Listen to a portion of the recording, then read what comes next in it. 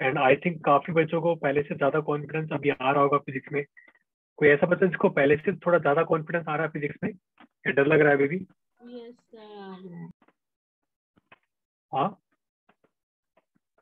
Yes किसी को sir, डर आ नहीं लग रहा रहा है है? कॉन्फिडेंस। अच्छी बात, चलो ठीक है, ओके स्टार्ट करते हैं।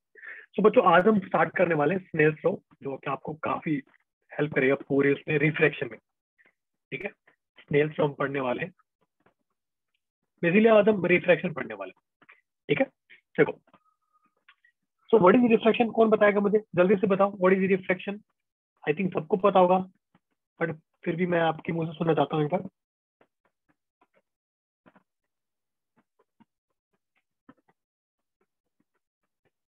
अब बच्चों व्हाट इज रिफ्रैक्शन, देखो अगर आप ध्यान से देखोगे, आपने ये सब चीजें ऑलरेडी देख रखी होंगी। भाई आपने अगर पानी के अंदर कोई भी चीज डाली होगी, आपने देख रखा होगा पहले से ही, क्योंकि उस टेढ़ा मेढ़ा दिखाई देता है। बाहर देखते हो तो अलग दिखता है, अंदर देखते हो अलग दिखता है। ऐसा क्यों होता है? Because of refraction, because of refraction. अब रिफ्रैक्शन होता क्यों है? वो तो रिफ्रैक्शन इसलिए होता है जब भी लाइट रे ट्रेवल करती है एक transparent medium to different transparent medium, तो होता क्या, जो लाइट रेज है उनके ना वेलोसिटी चेंज होती है, स्पीड जो है चेंज होती है। मतलब एक में ज्यादा तो दूसरे में कम हो जाती है। ओके, तो उसकी वजह से होता है। फॉर एग्जाम्पल अगर मैं एक छोटा एग्जाम्पल लूँ, चलो मैं यहाँ पे एग्जाम्पल लेता हूँ। ठीक है, अब देखो, आपको पता ही होगा कि जो लाइट रेज है उनको हम एज ए वेव हम रीड कर सकते हैं। ठीक है, मान लो कि जो लाइट रे ऐसे आ रही है वो डिफरेंट डिफरेंट वेव्स ऐसे हैं, ऐसे है। ठीक है, अब देखो, ये जो लास्ट वाली है, ये मैं इसकी बात कर रहा हूँ, ये जो ये वाली है, ये रे देखो बेटा, ये क्या है, ये एंटर करने वाली है। अब होगा क्या कि इसका ना ये वाला जो पोर्शन है ये पहले एंटर कर जाएगा इसकी बजाय, सेकंड वाले पोर्शन की बजाय। इसलिए क्या है, इसके हाफ पार्ट के बच्चों डिफरेंट स्पीड होगी और दूसरे हाफ की डिफरेंट स्पीड होगी। तो इसको मैंने कैसे समझा था, पर डेंसर मीडियम का मतलब मैं क्या मानता हूँ, एक ऐसा मीडियम जिसमें स्पीड कम हो जाए, डेंसर मीडियम एक्चुअली वो होता है। ठीक है, इसका हम रिफ्रैक्टिव इंडेक्स पे बात भी करेंगे। अब होगा क्या, जैसे ये एंटर करेगी बच्चों, जैसे ये अंदर एंटर कर जाएगी, इसका हाफ पार्ट मैंने जैसे ऐसे एंटर कर गया। ठीक है, तो अब क्या होगा, ये जो पोर्शन है ये वाला, so both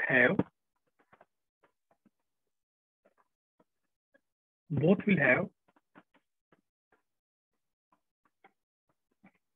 different speeds, both will have different speeds. अब उसकी वजह से क्या होगा बच्चों, उसकी वजह से जो लाइट रे है ये बैंड कर जाएगी, या तो देखो टूवर्ड नॉर्मल बैंड करेगी, या फिर अवे फ्रॉम नॉर्मल बैंड करेगी। ठीक है, कैसी बैंड करेगी इसका आगे बात करेंगे। एंड आई थिंक सबको पता होगा, कोई ऐसा पता जिसको रिफ्रैक्टिव इंडेक्स याद नहीं है। रिफ्रैक्टिव इंडेक्स मैं एक बार फिर से रिपीट कर देता हूँ। सो रिफ्रैक्टिव इंडेक्स क्या होता है, चलो इसमें आगे बात कर लेंगे। ठीक है, अगले पेज से बात करेंगे। Now next topic is refraction from plane surface. Refraction from plane surface, मान लो कि एक मीडियम है, ये फर्स्ट ये सेकंड है। ठीक है, अब होता क्या बच्चों, जो लाइट रे है ना, लाइट रे, जो लाइट रेज होती है उनकी स्पीड चेंज होती है हर मीडियम में, मतलब एक मीडियम में कम होगी, एक में ज्यादा होगी, ऐसा होता है। ठीक है भाई, ऐसा होता है तो कोई बात नहीं। ठीक है, अब होता क्या है, आपको अगर याद हो तो एक फॉर्मूला होता था, that is wavelength is equal to speed of light into time. और इसको हम ऐसा भी लिख सकते हैं कि speed of light will be equal to frequency into, एक मिनट, फ्रीक्वेंसी को मैं एफ लिख देता हूँ। तो बच्चों ध्यान रखना क्या होता है कि फ्रीक्वेंसी ना, सिर्फ फ्रीक्वेंसी जो है सिर्फ सोर्स पे डिपेंड करती है। लाइट का जो सोर्स है ना बच्चों, सिर्फ फ्रीक्वेंसी वहीं से चेंज हो सकती है, इसके अलावा फ्रीक्वेंसी को आप चेंज नहीं कर सकते।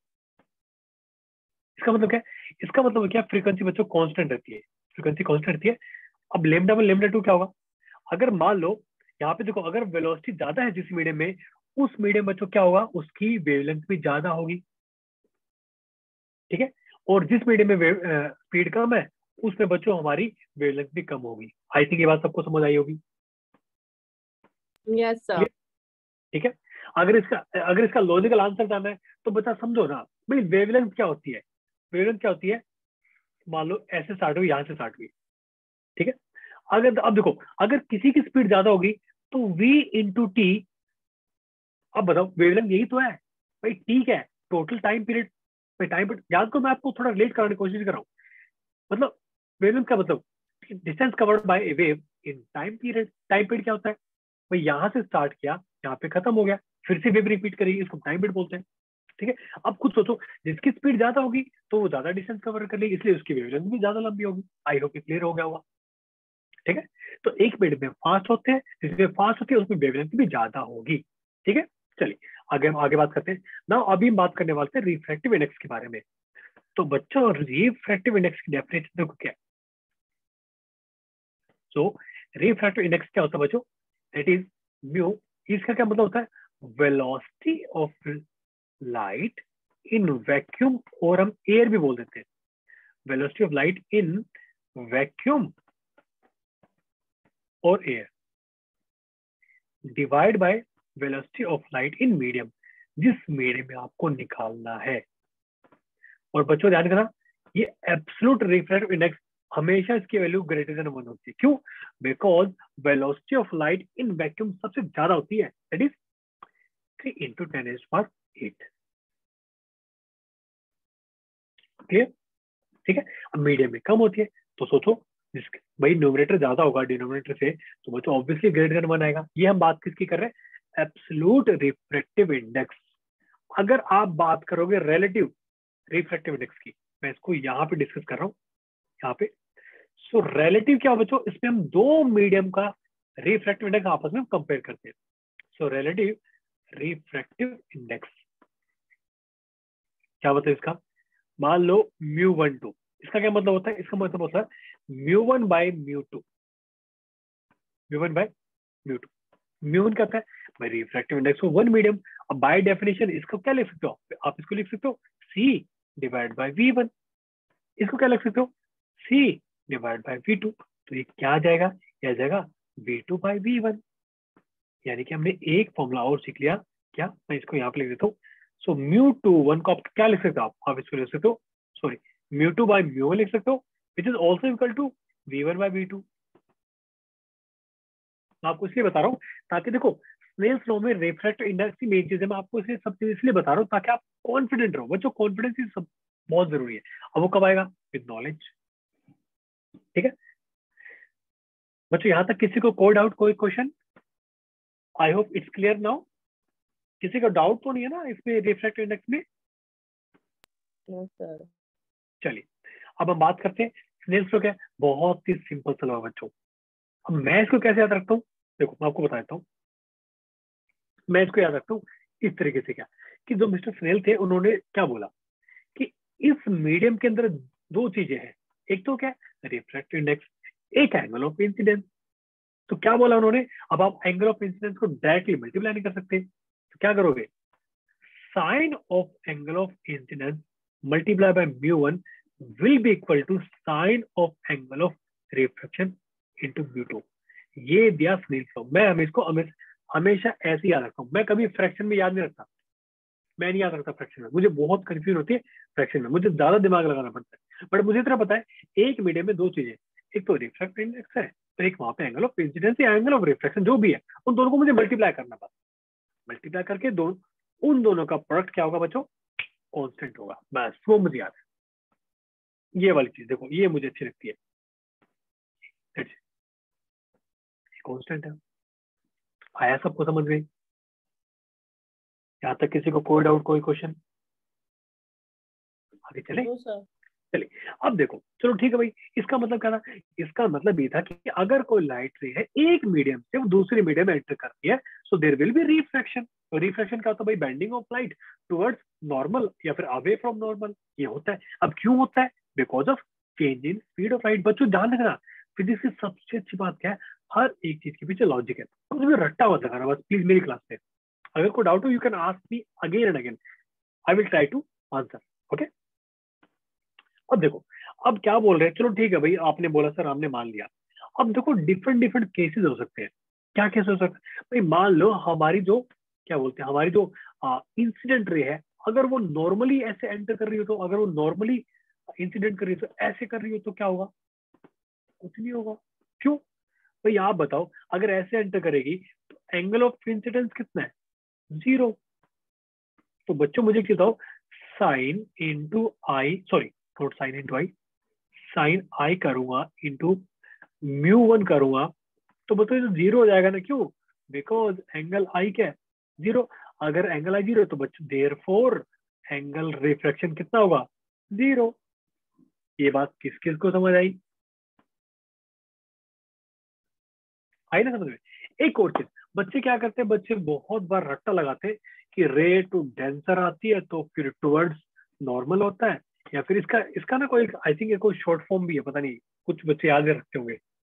एक इसका कोई कोड वर्ड है ना कि डेंसर टू रेयर, ऐसा कुछ एग्जैक्टली याद नहीं है क्या कोड वर्ड है। किसी को याद है क्या? बच्चों किसी ने बताया आपको कोड वर्ड? कुछ कोई ना एक लाइन सी बोलते नो हैं उससे ना सर। याद।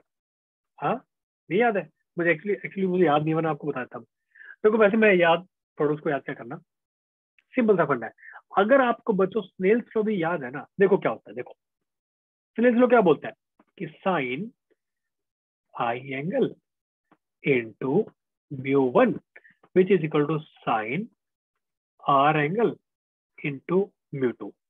अब बच्चों ध्यान से सुनना, ठीक है? मान लो as per diagram mu two बच्चों डेंसर है। डेंसर का मतलब क्या है? मैं यहाँ पे लिख देता हूँ, mu two is greater than mu one. मतलब क्या इसका? डेंसर है ये और ये रेयर है,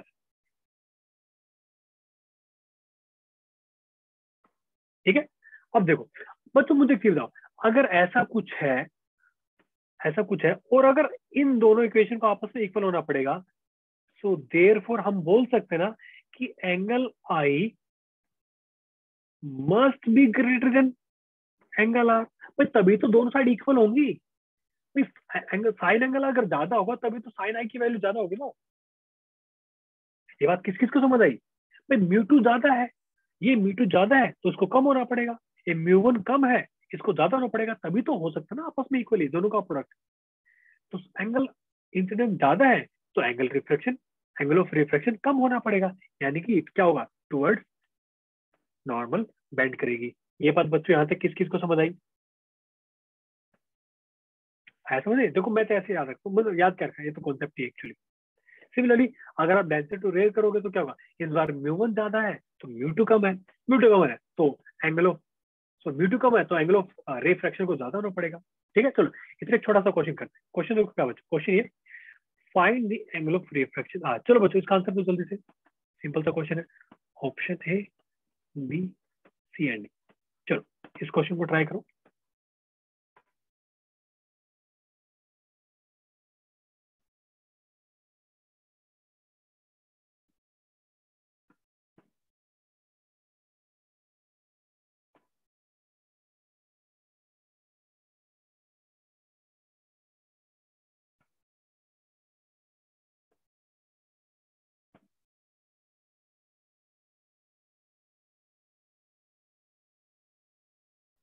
बच्चों सर क्या आंसर फोर्टी आ रहा है? Five degree 45। 45 डिग्री। चलो अभी चेक करते हैं, बाकी बच्चे जल्दी आंसर दो।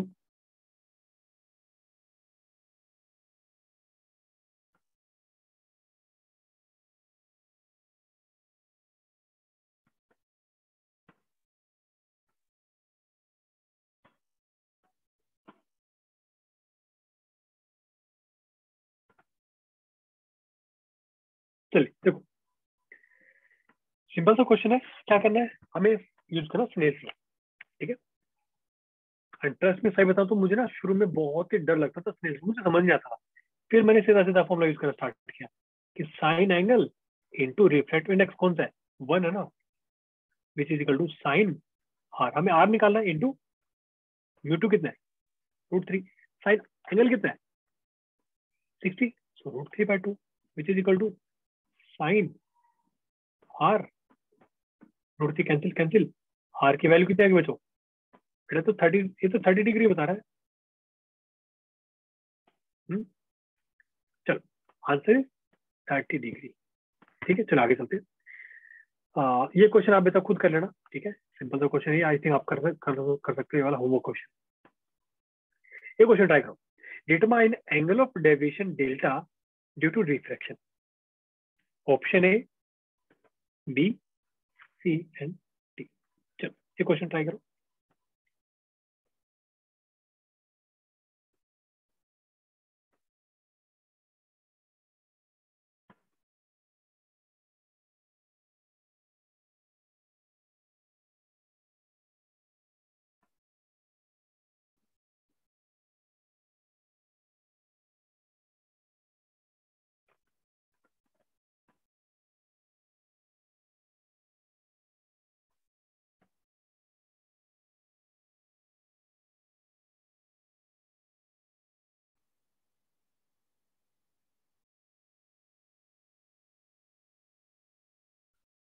देखो अब मुझे ये बताओ, अगर आपको एंगल ऑफ डेविएशन निकालना है तो क्या होगा भाई? एंगल ऑफ, मान लो चलो ठीक है, हमारी जो लाइन है, मैं एग्जांपल ले रहा हूँ कि मान लो वो ऐसे आ गई, मान लो ऐसे, ठीक है, और इसको आना चाहिए, इसको एक्चुअली ऐसे आना चाहिए, तो ये क्या होगा? अपना एंगल ऑफ डेविएशन हो गया, ये अपना एंगल ऑफ आर हो गया।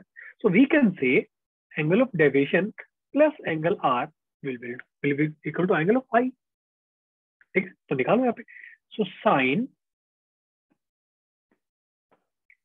37 डिग्री इंटू वाटर का रिफ्रैक्टिव इंडेक्स कितना है? 1.33। That must be equal to sine of R into कितना रिफ्रैक्टिव इंडेक्स है एयर का? 1। तो यहाँ से कितना हो जाएगा? इसको क्या लिख सकते हैं? 3/5। इसको लिख सकते हैं 4/3 लिख सकते हैं। Sine of R wait wait cancel cancel. So R की वैल्यू कितनी आ गई बच्चों? 53 डिग्री। 53 आ गया ना? सो वी कैन से, बच्चों आया समझ में? यहाँ तो कोई डाउट है क्या इसमें? डेल्टा प्लस में R must be equal to I. I कितना है? 37 डिग्री। हमने यहाँ पे कोई मिस्टेक तो नहीं किया ना? ठीक है, तो ये क्या हो यस गया? सर। डेल्टा प्लस में कितना है? R 53 degree which is to 37 degree. तो डेल्टा कितना आ गया अपने आप पे? क्या आ गया? -16 डिग्री। मतलब क्या? मतलब ये बच्चों एक्चुअली क्या करेगा? ये क्या बोलते हैं इसको? It will bend away from normal. आया समझ में? ये देखो खुद खुद बता दिया उन्होंने। मेरी बात किस किस को समझ आई? सर हाँ जी। तो आंसर 53 डिग्री है ना? नहीं नहीं नहीं नहीं, आंसर तो बेटा 16 है ना। हमें बताना एंगल ऑफ डेविएशन, अपने को बताना है।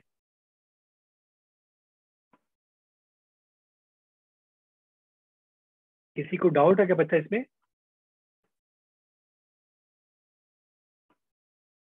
No sir. मैं चलो ठीक है, आगे चलते हैं। देखो चलिए बच्चों, अब बोल दिया चलो ठीक है ऐसा भी। अच्छा एक चीज बताओ, अगर मान लो बीच में हम 2-3 मीडियम घुसा दे तो क्या होगा?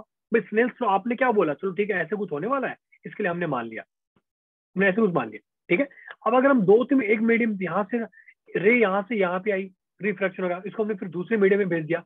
इस केस में क्या करें? कुछ नहीं करना बच्चा, स्नेल्स लॉ हर जगह अप्लीकेबल है। तो इसके लिए क्या हो जाएगा? Sine theta 1 into mu 1 will be equal to sine theta 2 into mu 2 must be equal to sine theta 3 into mu 3। बस ये इक्वेशन आ जाएगी। आपको बस ये चीज याद रखनी है। ये होता है refractive index into angle in that medium, दोनों का प्रोडक्ट क्या होता है? इक्वल होता है। ये बात किस किस को समझ आई? आया समझ में? तो प्लीज को रट्टा मत लगाना प्लीज, चीज चीज। Okay, in case you have any doubt you can ask. ठीक है, चलो एक क्वेश्चन करते हैं छोटा सा। चलो बताओ इसका आंसर बताओ। Find value of theta 1 and theta 2। Simple सा क्वेश्चन है, ध्यान से करो, इसको हो जाएगा। Option A, B, C and D. चलो इस क्वेश्चन को ट्राई करो।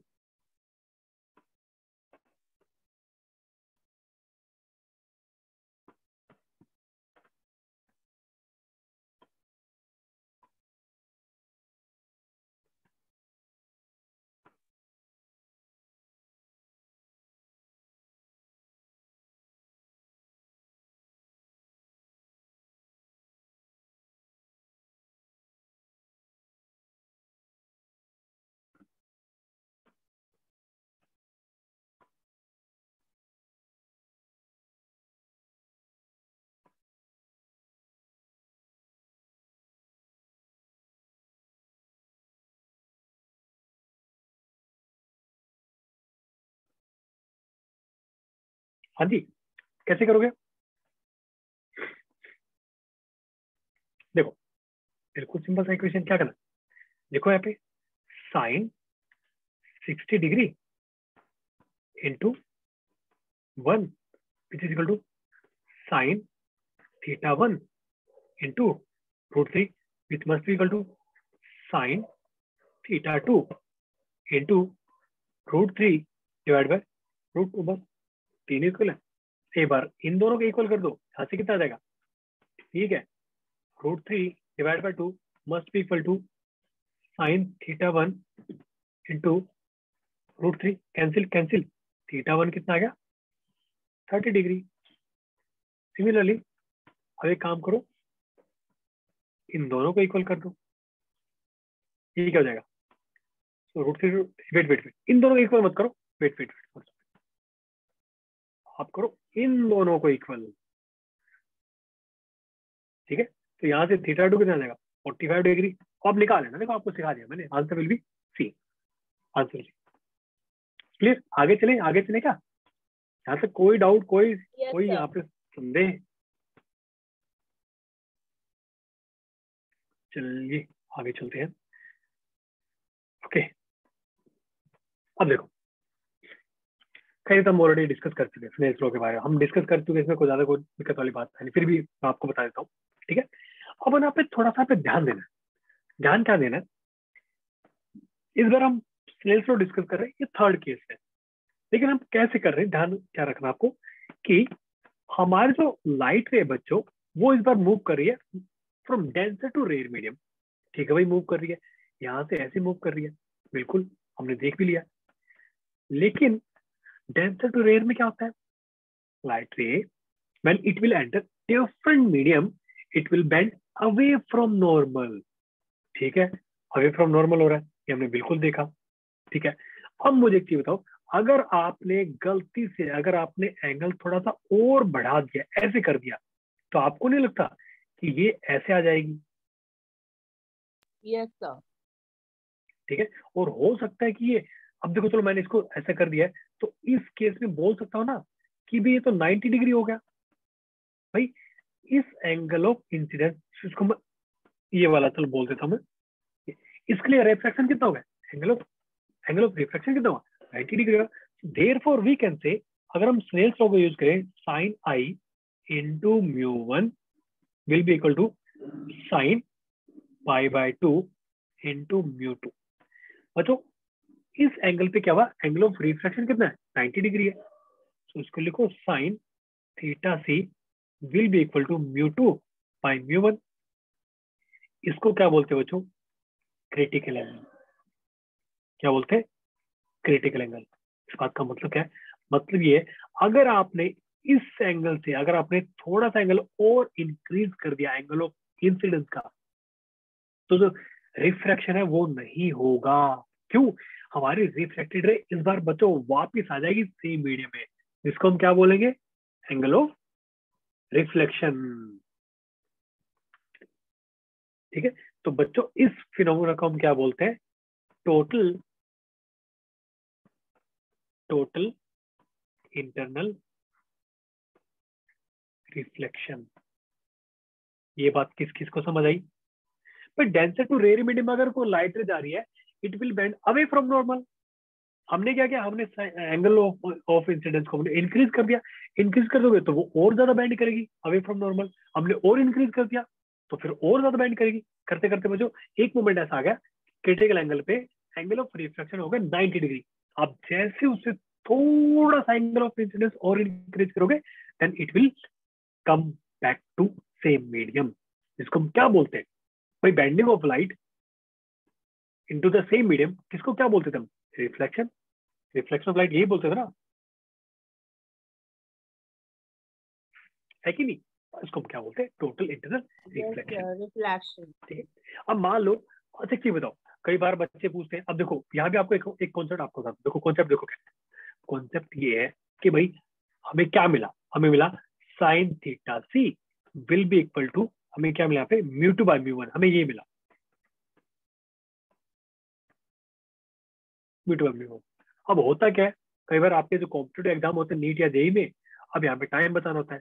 अब आप मुझे खुद बताओ कि μ2 और μ1 में से कौन सा डेंसर होगा, कौन सा रेयर मीडियम होगा? फर्स्ट रेयर मीडियम है या फर्स्ट डेंसर मीडियम है? बताओ जल्दी से। So first, तो फर्स्ट मीडियम रेयर होगा या डेंसर होगा? नंबर वन मीडियम जो μ1 है, हाँ μ2 by μ1.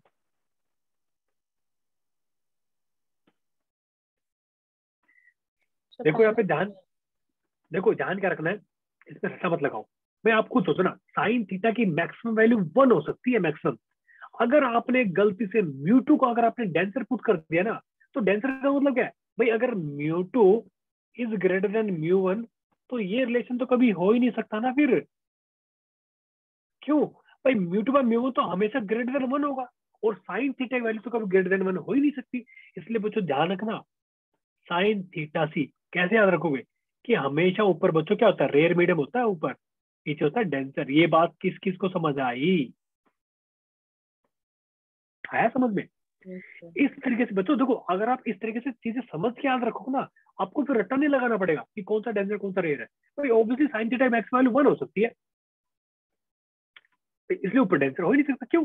डेंसर अगर मीडियम का refractive index divide by refractive index of rare medium, वो तो हमेशा ग्रेटर देन 1 होगा, जो कि हो ही नहीं सकता। आया समझ में? मान लो कि रेयर मीडियम अगर, हाँ जी बोलो। सर आप पिछली स्लाइड में तो म्यू 2 हाँ ग्रेटर बेटा, आपकी ना देन 1 डिस्टर्बेंस लिखा ज्यादा हो था। रही है, आप आराम से, एक मिनट, आपका ना डिस्टर्बेंस ज्यादा हो रही है, थोड़ा माइक को ना दूर रख के बात करो प्लीज।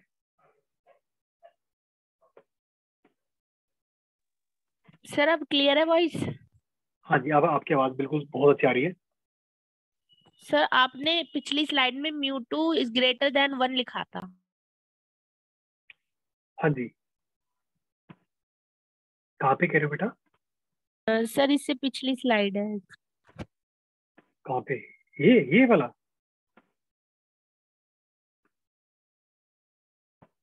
चलो उसको छोड़ो ना, अभी हम देखो क्या कर रहे हैं, हम डेंसिटी रेयर में जा रहे हैं। यहाँ पे देखो क्या है, ओके सर। Density rare. मैं वही मैं कह रहा हूँ बच्चों, देखो अगर किसी को डाउट है पूछ लो प्लीज। लॉजिकल देखो, मतलब आपको एक बात बार बार जोर देता हूँ कि चीजों को समझो। देखो रट्टा लगाओ, मैं मना नहीं कर रहा, बट समझ के रट्टा लगाओ। अगर आप कोई चीज को याद रखोगे ना, तो आपको बेनिफिट, आपका टाइम बचेगा। अच्छी बात है टाइम बचाना, बट प्रॉब्लम क्या है, अगर आप कॉन्सेप्ट समझ के याद रखोगे ना, आपके माइंड की ना कम स्पेस यूटिलाइज होगा। समझ रहे हो? अब आगे से आपको समझ आना चाहिए।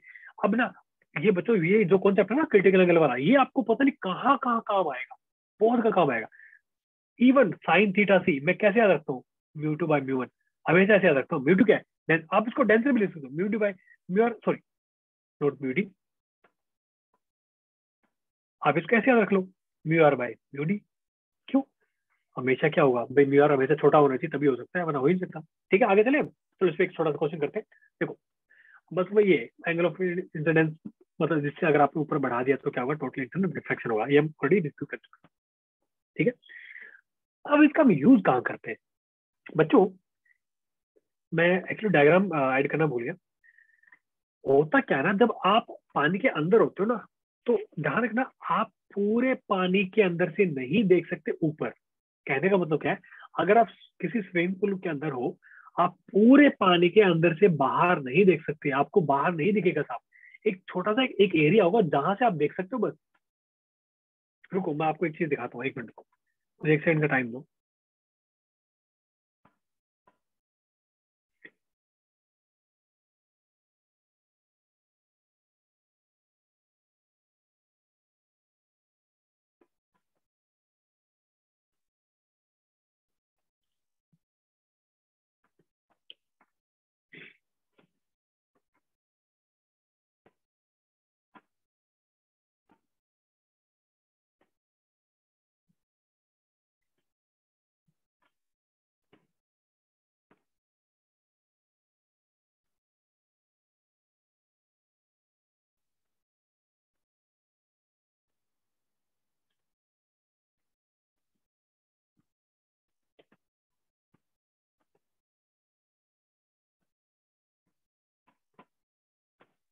देखो एक सेकंड आपको दिखाता हूँ मैं।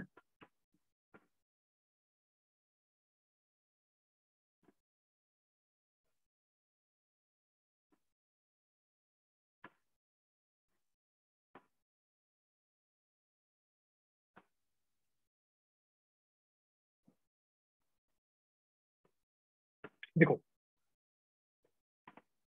कहाँ है?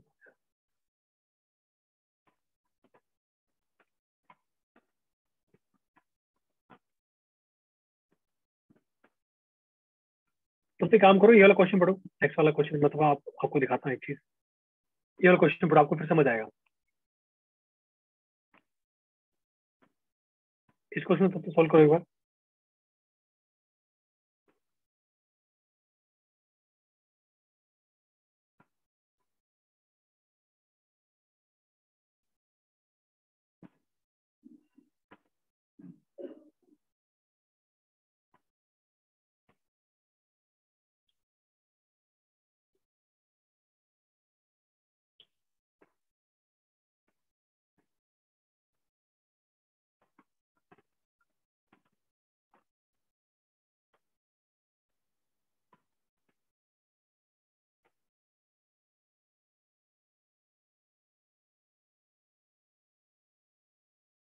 चलिए बच्चों क्वेश्चन समझ आएगा? क्वेश्चन किस किस को समझ आया?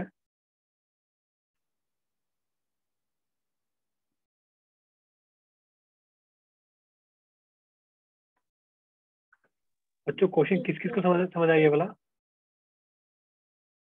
सर आ गया। ओके ओके, देखो एक सेकंड।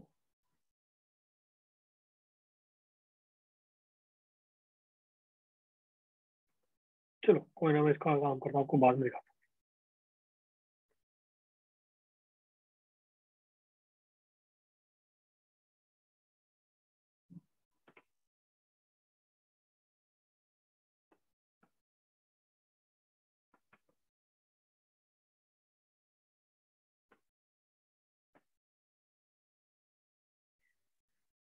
ओके सो क्वेश्चन क्या बोल रहा है, कौन समझाएगा मुझे?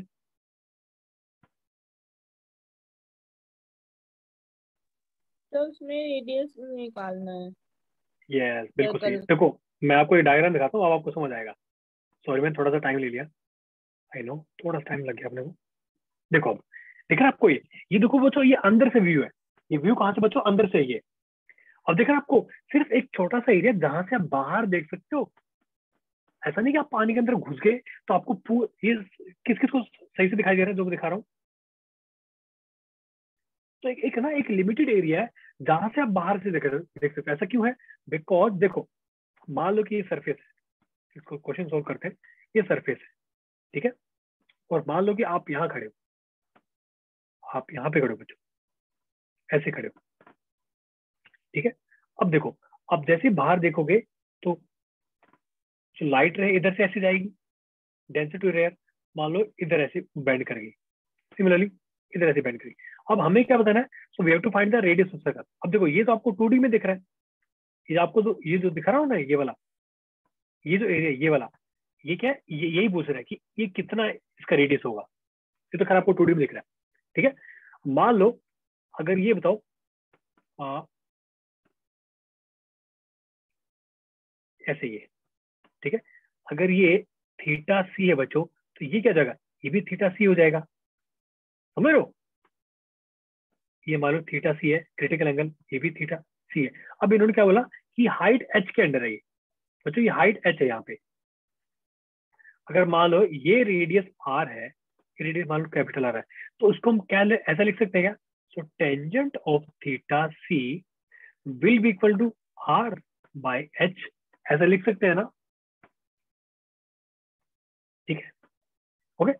और अगर हम स्नेल्स लॉ यूज करें भाई, देखो क्या है क्रिटिकल एंगल क्या है? So sine theta C will be equal to 1 by mu. Mu क्या है? पानी का जो रिफ्रैक्टिव इंडेक्स है।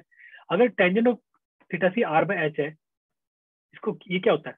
परपेंडिकुलर डिवाइड बाय क्या होता है? बेस होता है ये। साइन थीटा से क्या होता है? परपेंडिकुलर डिवाइड बाय क्या होता है? Hypotenuse. So R divide by under root of R square plus में एच स्क्वायर हो जाएगा ना? ये बात किस किस को समझ आई?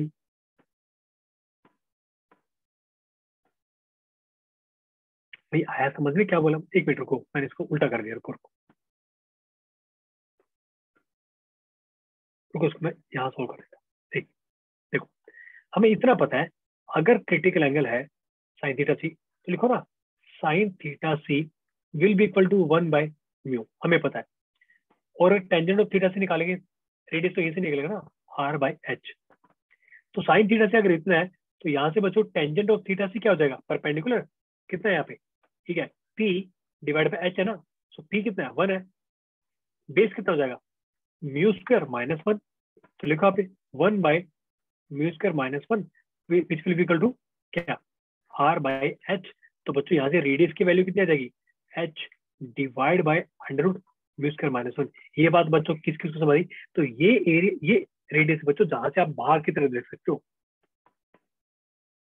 आया समझ में? और सर हाइट भी इसमें डिपेंड करता है। क्रिटिकल क्रिटिकल एंगल थीटा सी है। क्या कह रहे हो? फिर से बोलो। सर क्रिटिकल एंगल थीटा सी। हाँ जी हाँ जी। तो ये हाइट पे डिपेंड करता है, आप कितना गहरा जा रहे हो। आप जितना ज्यादा गहरा जाओगे ना बच्चों, तो रेडियस उतना क्या होगा, ज्यादा होगा। ठीक है,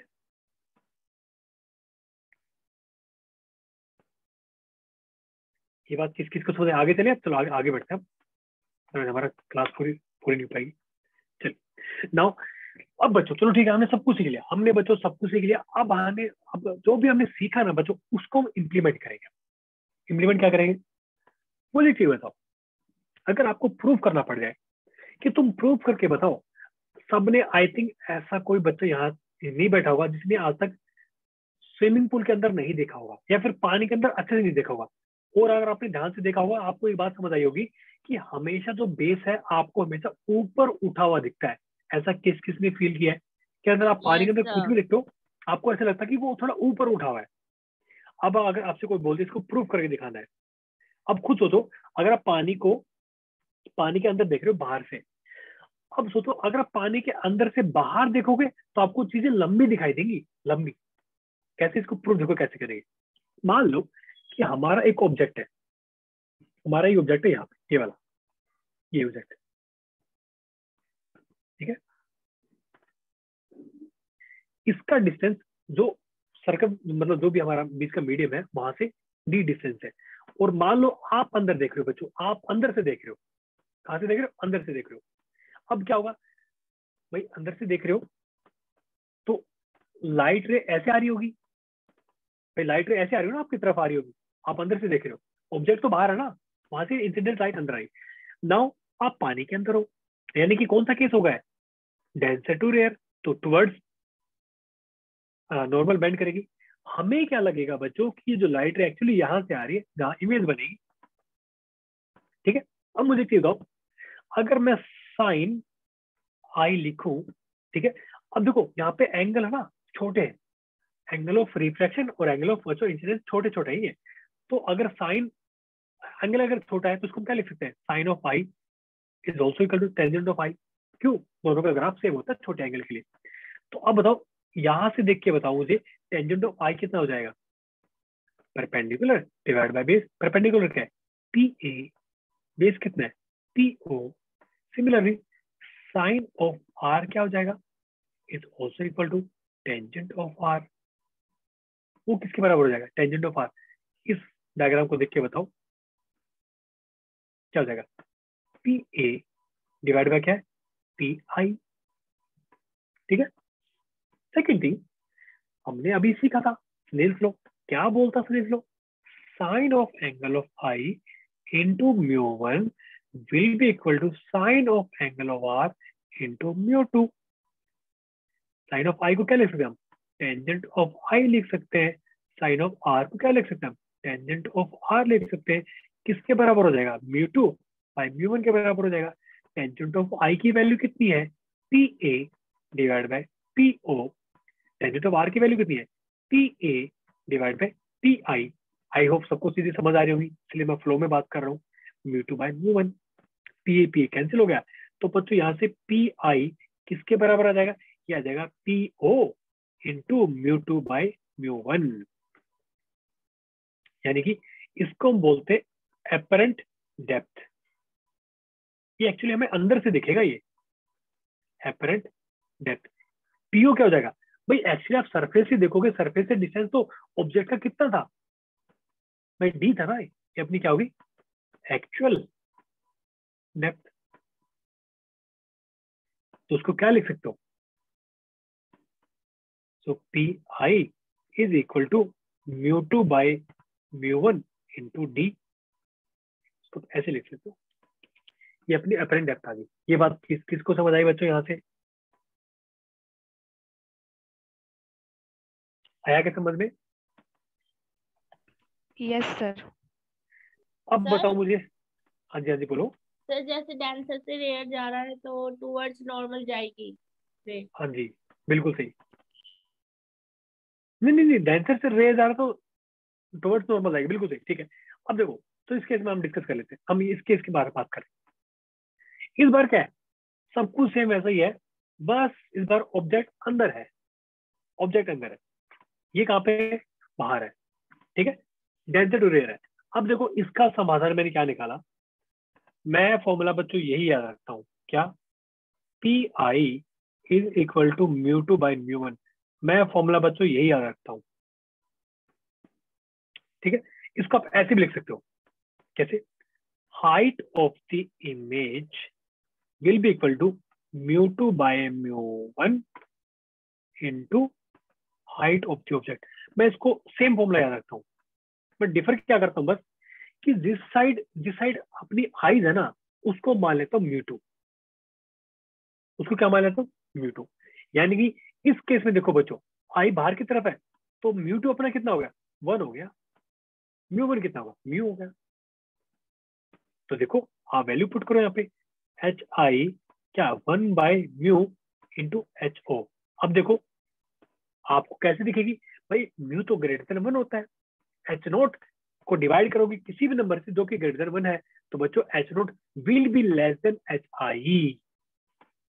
sorry, wait wait wait wait, H I की फाइनल जो वैल्यू आएगी वो एच नोट से कम आएगी। ये बात किस किस को समझ आई?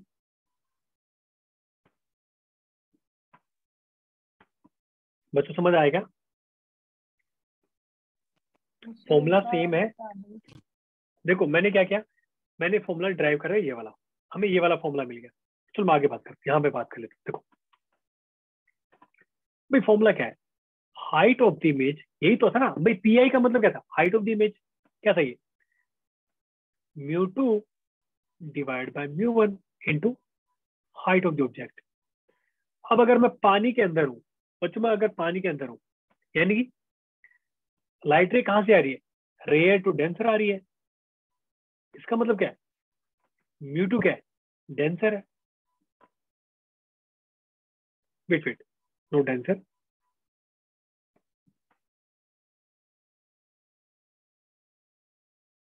Rare to denser. हाँ हाँ बिल्कुल सही, ठीक है। म्यू टू क्या बच्चों? डेंसर है, ठीक है। और अपनी आईज भी इसी के अंदर है, तो लिखो फिर हाइट ऑफ द इमेज क्या हो जाएगी?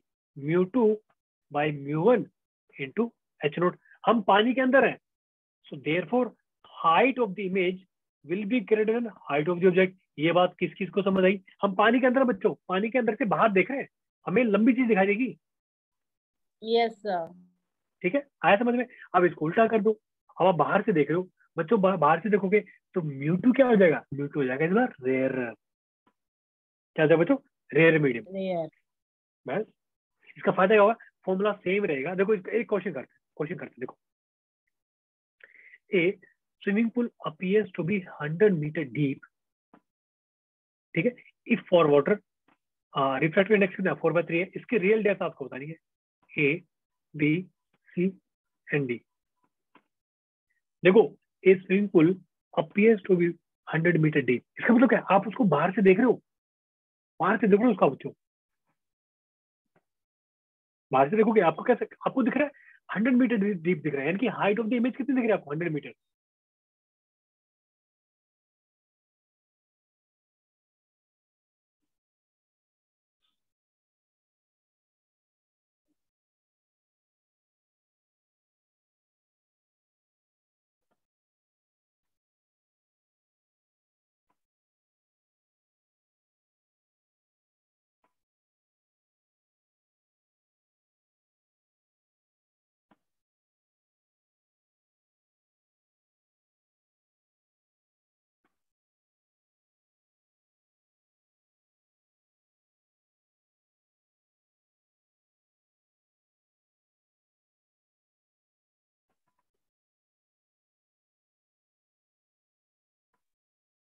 हाँ जी, क्या है?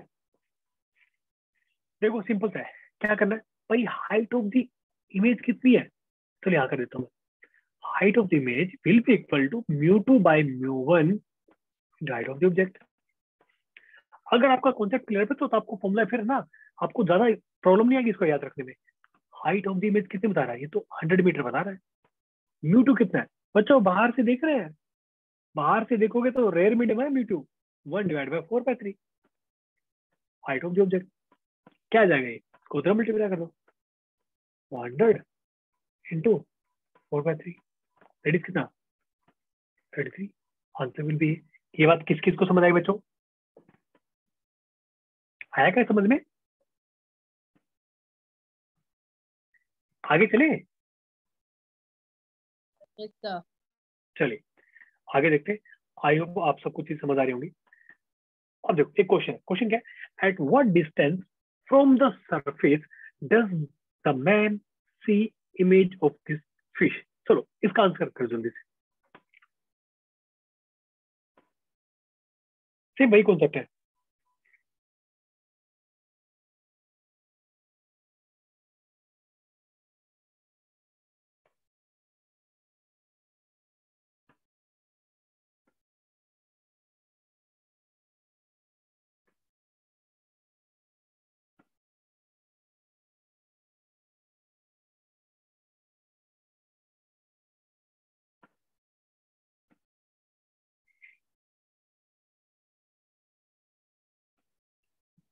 अरे बच्चों जल्दी आंसर दो। भाई हमने क्या यस सीखा था? Sir. Height of the image क्या है? μ2/μ1 है, into mu naught, sorry not mu naught, H not. ठीक है भाई, हमें बताना एच चाहिए। μ2 है बच्चों, बाहर से देख रहे हो, इसका मतलब क्या है? ये तो 1 हो जाएगा, जो भी मतलब अपना रेंज मीडियम की जो भी वैल्यू आएगी, डिवाइड बाय क्या है, 4/3 कर दो। एक्चुअली हाइट कितनी है इसकी? 40 कर दो, फिर कितना 30 आ गया। किस किस को समझ आया ये बच्चों? किस किस को समझ आया? अब आपसे कोई पूछ ले यस सर। कि भाई इमेज कितनी शिफ्ट हो गई है, डी बताओ, मतलब ये बताओ कि कितना शिफ्ट हो गया है डी, तो डी बता दो ना। क्या H not minus H I, कितना था? 40 माइनस 30 हो जाएगा। भाई 10 सेंटीमीटर ऊपर शिफ्ट हो गया, आप ये भी तो बोल सकते हो इमेज। ठीक है, मैं आपसे पूछ ले कि भाई जो आपको इमेज दिखाई दे रही है और ऑब्जेक्ट है, उनमें गैप कितना है, बता दो 10 सेंटीमीटर। ठीक है चलो एक क्वेश्चन करते हैं। क्वेश्चन इज, ये थोड़ा सा ठीक क्वेश्चन है। क्वेश्चन देखो क्या question is, where does the mirror see this object? First question. फिर आपको जो एमसीक्यू क्वेश्चन दे रखे हैं, जो ऑप्शन है, ये है सेकंड क्वेश्चन के लिए। क्वेश्चन क्या है, find X for which image is formed at same place as object. चलो इस क्वेश्चन को ट्राई करो एक बार।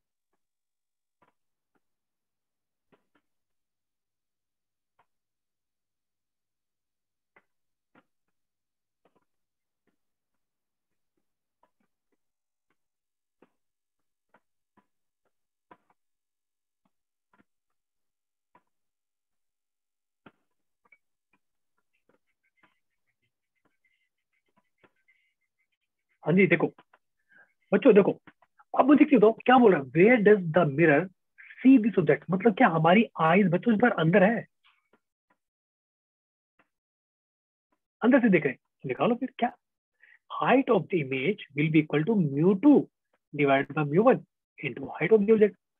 भाई आईज अंदर है तो μ2 क्या है, इस बार हमारा डेंसर है, 4/3 divide by 1 into height of the object कितनी है? भाई ये तो एक्चुअली 9 था ना, 9 कितना हो जाएगा, 4/3 इंटू 9 कितना हो गया, 12 सेंटीमीटर हो गया। मतलब क्या है भाई, इस मिरर के लिए ये 12 सेंटीमीटर दूर है हमारा ऑब्जेक्ट, ये वाला 12 सेंटीमीटर दूर। अब क्या बोल रहा है, find X for which image is formed at the same place as object.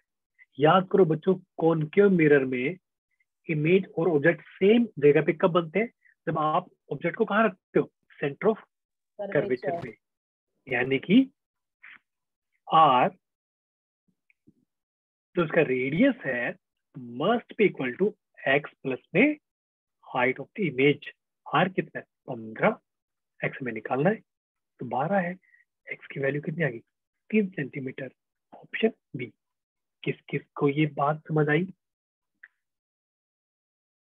अगर बच्चों ये बात देखो, आपके पुराने कॉन्सेप्ट ठीक है, अभी हमने जो सीखे तो ही आप इस टाइप के क्वेश्चन कर सकते हो। क्वेश्चन डिफिकल्ट नहीं है, बट आपको अंडरस्टैंडिंग होना जरूरी है। ठीक है, चलिए। सिमिलरली बच्चों, मान लो कि चलो ठीक है, हमने बीच में बहुत सारे मीडियम हमने दे दिए, हमने बहुत सारे मीडियम बीच में दे दिए, तो क्या होगा, कितना कितना शिफ्ट करेगा। अब देखो, इसको मैं सीधा सीधा रटन नहीं लगाऊंगा, आपको बता देता हूँ। देखो क्या भाई, height of the image actually क्या था, μ2 बाय μ1 था into height of the object. ठीक है, अब देखो, अगर मैं इसकी बात करूं, सिर्फ इसकी बात करूं, इस मीडियम की वजह से कितनी शिफ्टिंग होगी, h1 मान लेता हूँ इसको मैं, सिर्फ इसके लिए कितना हो जाएगा, म्यू, चलो इसको बाहर वाला म्यू नोट मान लेता हूँ, mu naught divide by μ1 into इसकी कितनी विड्थ है, h1, सॉरी h1 है क्या इसका, चलो इसको मैं चलो h अपरेंट 1 मान लेता हूँ, h अपरेंट 2 कितना हो जाएगा, mu naught divide by μ2 into h2, h apparent 3 कितना हो जाएगा, mu naught divide by μ3 into h3। I think ये बात सबको समझ आ गई होगी। मैं ये नहीं कर, आप सीधा फॉर्मूला रट्टा लगाओ, हमने जो सीखा है बस उसी से रिलेट करो ना। भी अगर कोई ट्रांसपेरेंट मीडियम है जिसका रिफ्रैक्ट इंडेक्स μ1 है, उसकी हाइट खुद की h1 है, तो उसकी वजह से हमारा जो ऑब्जेक्ट है कितना शिफ्ट ऊपर नीचे हो जाएगा, ये बस फाइनली क्या है, टोटल आपको करनी है, टोटल अपरेंट हाइट चेक करनी है, तो क्या करो, h_a1 प्लस h_a2 h_a3, इस तरीके से कर लो, पुट कर दो वैल्यू। यहाँ पे देखो इन्होंने एयर मान रखा है, अगर मान लो एयर है ये, तो सीधा सीधा पुट किया, अपना फॉर्मूला आ जाएगा।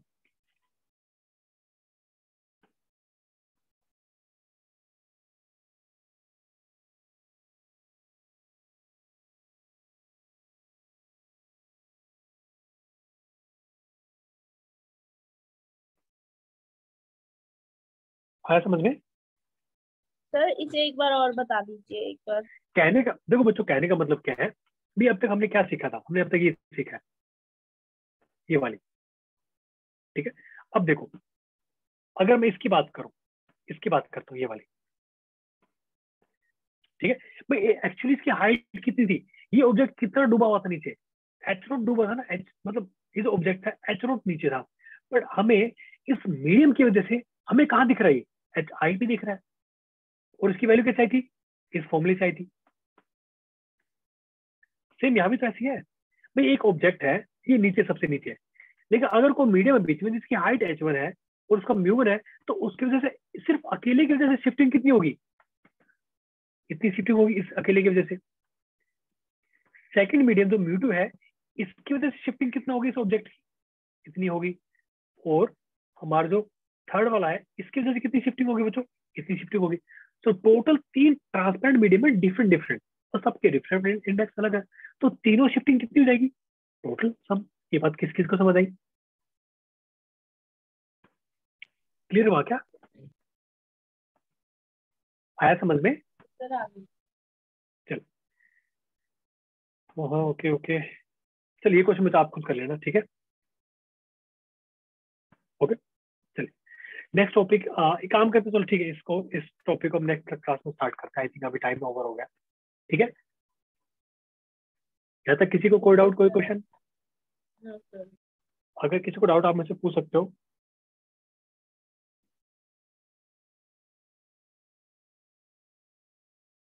नो सर अभी तो नहीं है। चलो ठीक है, एंड बच्चों ध्यान रखना, प्लीज प्लीज फिर रिवीजन करते रहना, रिवीजन करते रहोगे, ट्रस्ट में आपके बहुत अच्छे मार्क्स आएंगे, और डरना मत बिल्कुल भी, आपका सफिशिएंट टाइम है,